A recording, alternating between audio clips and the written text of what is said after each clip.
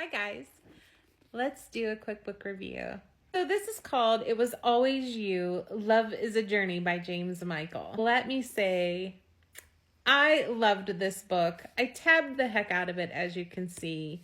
I just finished this up last night, and I know you guys have probably seen 1,000 reviews on this book, but I just wanted to give my take on it.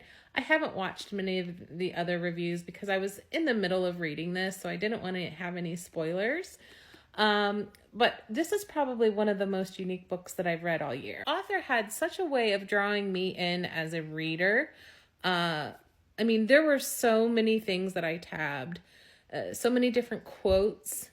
This book, the nostalgic aspects of this book, I'll touch base on that in a second. I loved every aspect of that. The story starts off, the male main character, his name is Charlie.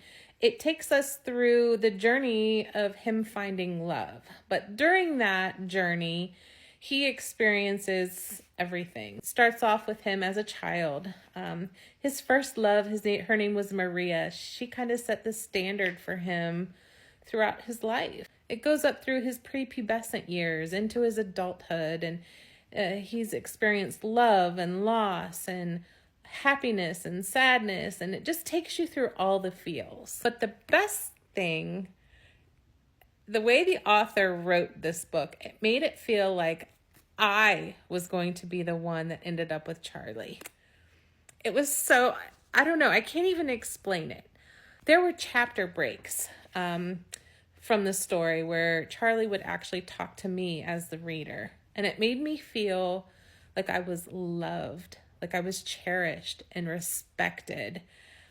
And he had such a great way of just pulling you in and making you feel that. That was so unique to me. And I loved that. But some of the cool things that he talked about in this book brought back such great fond memories. And I was trying to place what age Charlie was. The age Charlie was as he was telling the story, not as a child, but I was trying to figure it out. And maybe it mentioned it in the story and I just missed it, but he referenced like Teenage Mutant Ninja Turtles. He referenced Dodge neon cars. He referenced, instead of us using traditional cuss words, a lot of us would always say frick instead of fuck, or shnikes instead of shit. That was a Chris Farley reference. If you guys know Chris Farley, he'd always say shnikes.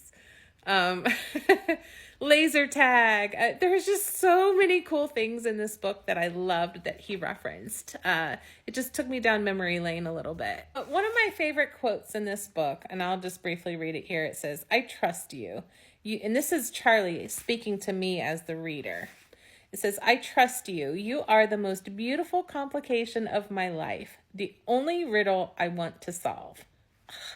That just hit me right in the feels. And, you know, if all of us felt a little bit more compassion, especially to our partners or who we're falling in love with, that is like the best thing you could say to somebody, that you want to solve them. Like you want to know every aspect of them as a person.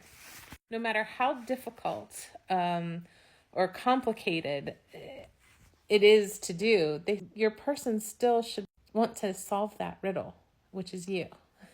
Another really cool thing that I think it was an accident, it was a misprint with the book, but this entire book had no page numbers, which was chaotic for me, but the book was chaotic. So I think it matched it perfectly. I'm glad it didn't have any page numbers. So all in all, I really enjoyed this story. It took me down memory lane, gave me the point of view from a male perspective, which I really loved, of the journey of love. You know, so many times us women, we only see our side of it. So it's kind of nice to hear the other side. I definitely recommend you give this book a shot. The author is so nice. Give him a follow too and pick up his book, It Was Always You.